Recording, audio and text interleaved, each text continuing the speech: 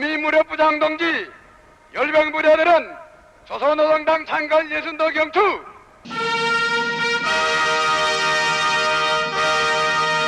경기도 올라왔습니까?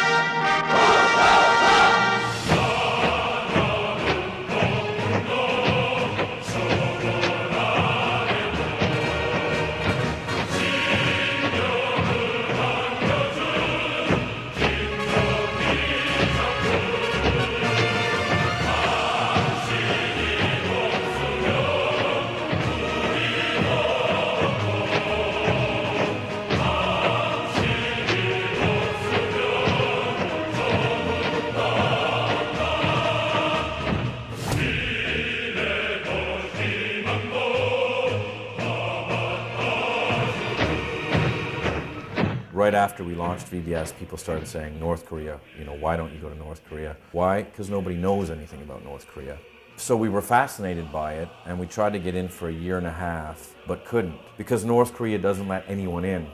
They do not want anyone to corrupt their 100% homogenous society that is 100% ruled by one person, Kim Jong-un.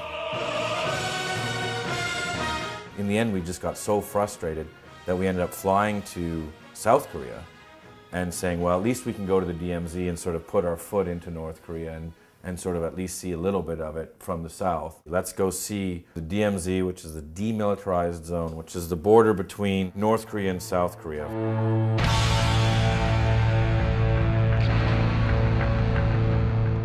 Since the Korean War ended, it's been the most militarized zone on Earth, with 2 million estimated troops on the North Korean side, about 500,000 on the South Korean side, missiles pointed at each other, artillery, tanks. There's 3 million mines on the border itself. In fact, there's so many mines that the North Koreans built invasion tunnels where they went 70 meters down, and they're like, we can be in Seoul in an hour and a half. Now, the CIA and the American Army have found a number of these, but they think that there's even more. It's been called the end of the world, and it's the closest you can get to seeing North Korea. Getting to the DMZ isn't easy. It's only an hour and a half north of Seoul, but you have to go through about 15 checkpoints. Then you have to go through a United Nations sort of indoctrination session where they're like, don't point, don't look at them, don't take any pictures, don't do anything. We're only going to be there for 2.5 minutes.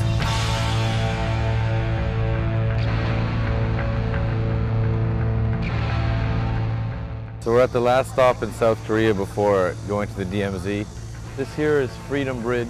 Right after the Korean War, it was the last time the North and South exchanged POWs. And on the other side of that now, a little further back, is North Korea.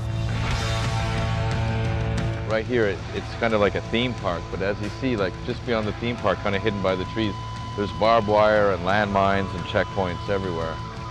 So it's kind of a very bizarre theme park. So a lot of families come and they put up messages or prayers for their family in the north that they've been split and never allowed to see. So they all come here and make a pilgrimage and say, okay, this is what I'm going to put up. Someone's put up some golf balls there. I think the South's going to lose pretty damn quick. They're going to be sort of rave soldiers brought up on PlayStation versus the North Koreans who eat grass and sleep with their AK.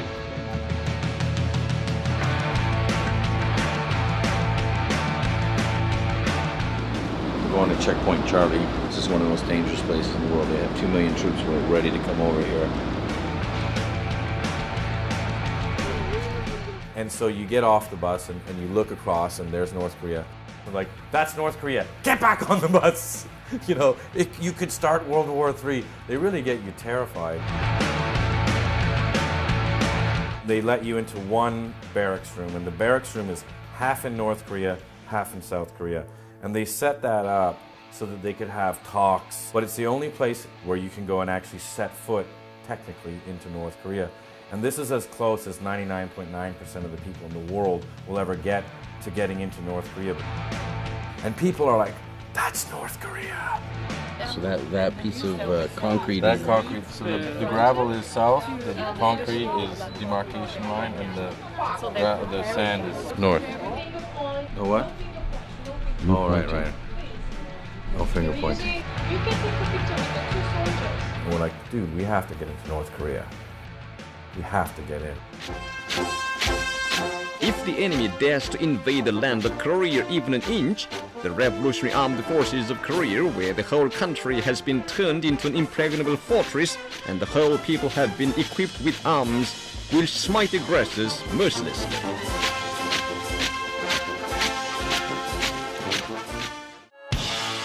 North Korea is a regime arming with missiles and weapons of mass destruction. States like these and their terrorist allies constitute an axis of evil, arming to threaten the peace of the world. The United States of America will not permit the world's most dangerous regimes to threaten us with the world's most destructive weapons.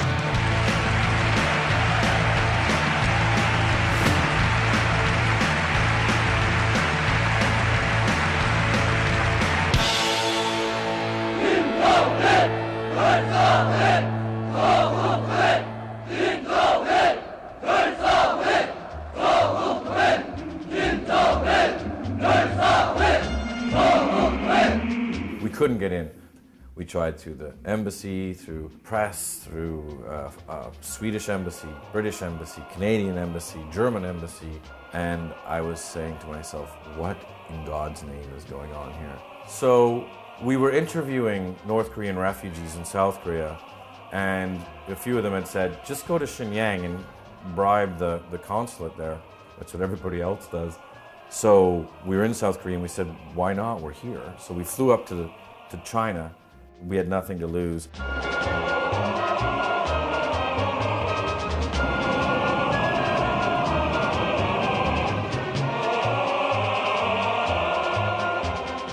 And we met the consul in Shenyang, paid a fee, a visa fee, and we left our passports there and in fact most of our money.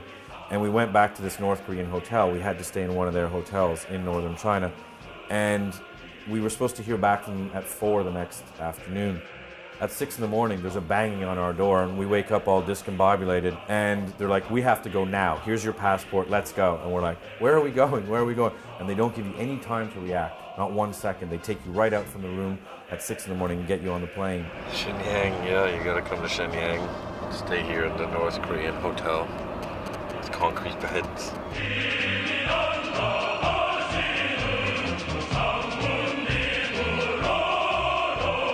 You're not allowed to bring anything into North Korea. You can't bring a cell phone, you can't bring a computer, you can't bring any printed material, any music.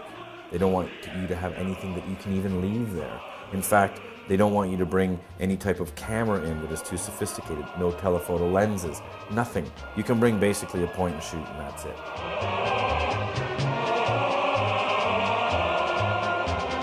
In fact, when you go in, you have to sign a thing saying, I'm not bringing in anything. And let me tell you, if they find out that you did, you're in deep shit.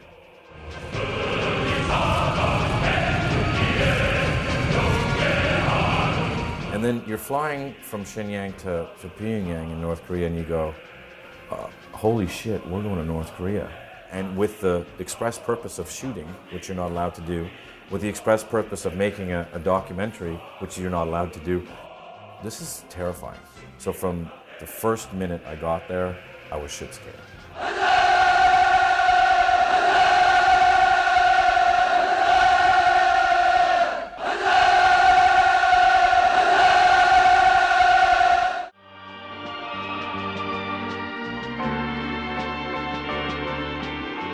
The monumental structures built in Pyongyang sing the praises of Kim Jong-il, who made unremitting efforts for their construction.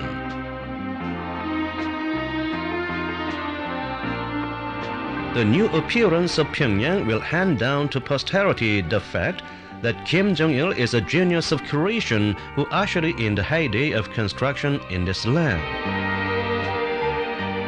First sight of Pyongyang. Pretty dismal.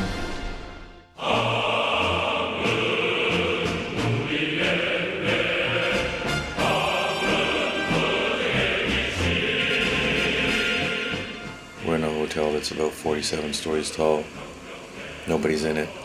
I think there's only one floor with any people on it.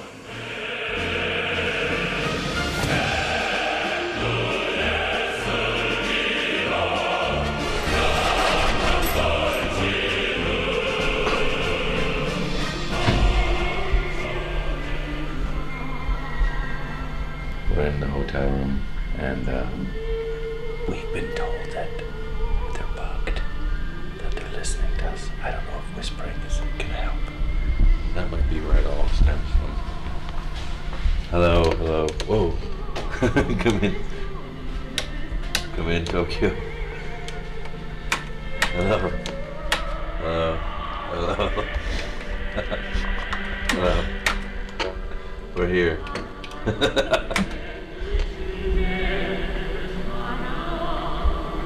Very good.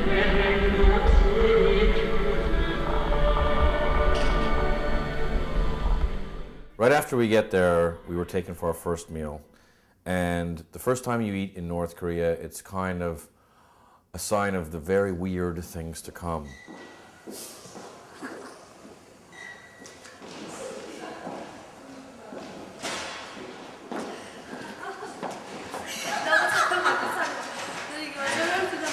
is where we go here. Table is over here. Sit please. Okay, that's very nice. Is that kumgang? Kumgang-san. Okay.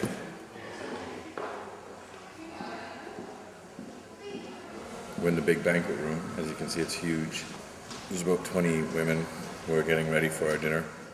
First of all, they give you about 3 or 4 courses of absolutely inedible food. It's just matter. It's like fried matter. And you're kind of going, yeah, yeah, but you're waiting for everyone to fill in. When's this banquet happening? When's the banquet? There is no banquet. Where is everyone? It's not very busy here. You realize they've gotten so much bad press for not having food that they want to show, oh, there's plenty of food.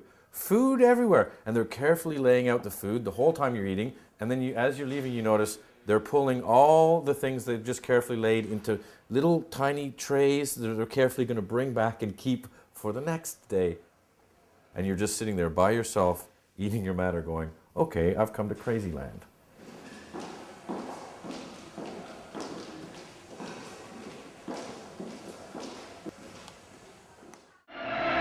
For the defense of the country and people's happiness, whenever the US imperialists resorted to high-handedness with regard to Korea, he put them to shame, displaying the wisdom and mettle of an iron-willed commander.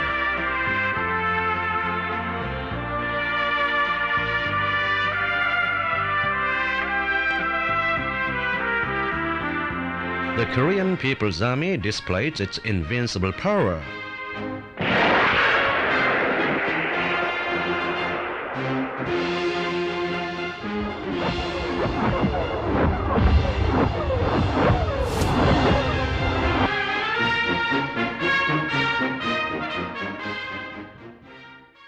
It's really gray and heavy duty outside.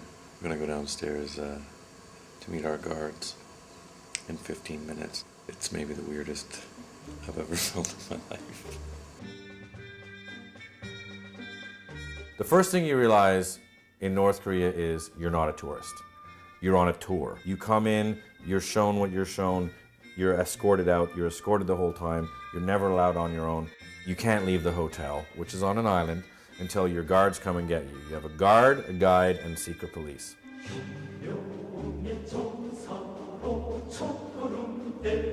The first place they take you is to the Pueblo, which is an American spy ship that they captured in the 60s during the Cold War, and they docked it in downtown Pyongyang, and the indoctrination starts. They disguised this ship as a civil marine research ship, and they intruded into our territorial waters in 1968, but captured by our Navy.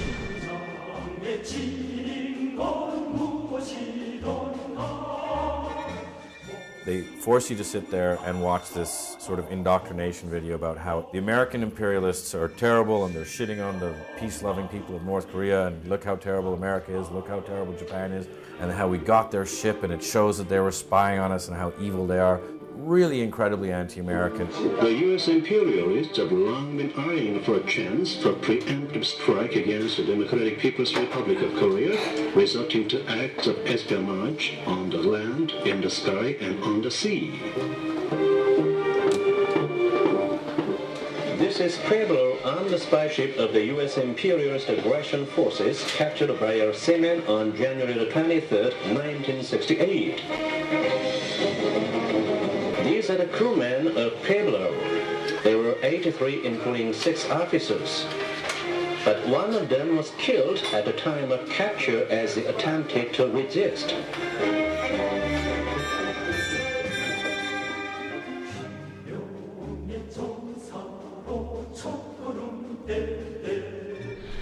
These holes were made by splinters of a shell on our ship. So one of the U.S. soldiers ran to take weapon here, but he killed by splinters of a shell.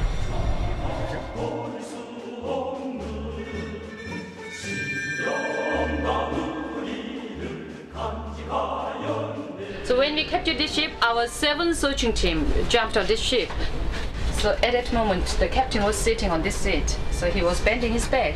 Splinters passed above his head. So he was very lucky. This is very freaky.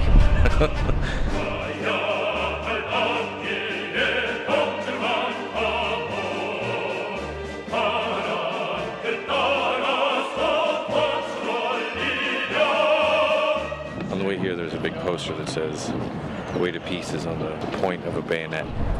And you know, all the North Koreans are brought here, so you're sort of sitting there as the only Caucasian going, oh good, as everyone's staring at you with daggers. And you're just sitting there going, okay, great, I get it. There's going to be a lot more of this. They've just heard about how bad we are. So I don't know if they like us very much. Many years have passed since the Pueblo incident. But Pueblo, a witness of history and prophecy, will testify century after century the crimes of aggression committed by the U.S. imperialists against the Korean people.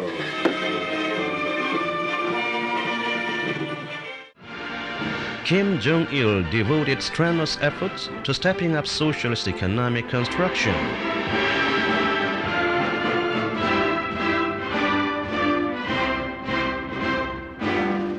He teaches the leading officials that motivating the people's ideas is the key to making innovation, and that the creative enthusiasm of the masses could constitute the untapped resources for increased production.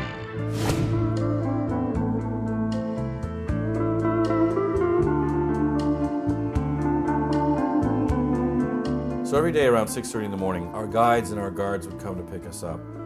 They'd put us in a truck, drive us out to some monument, and you'd drive for like 2 hours. And the first thing you notice are, there's no cars. The villages have no electricity. There's no nothing. Nothing's happening anywhere.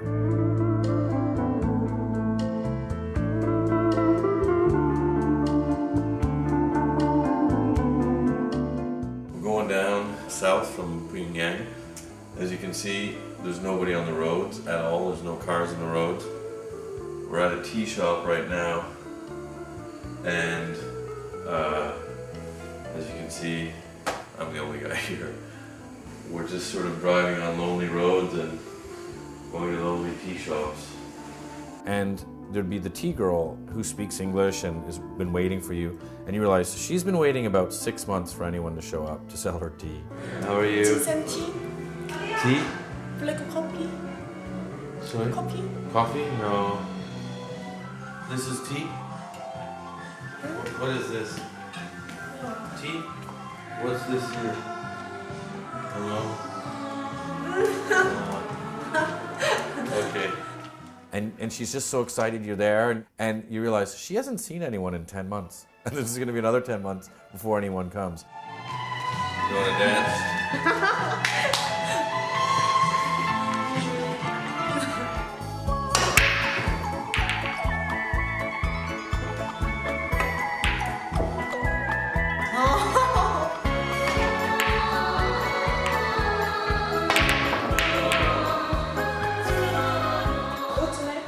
Shane.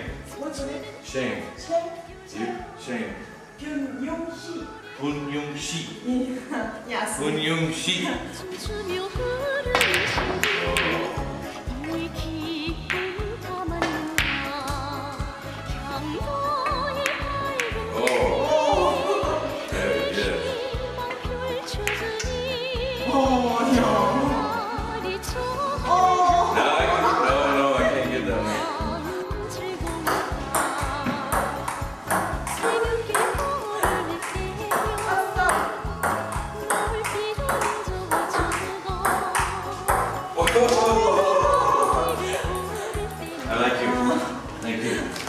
Thank you. Thank you.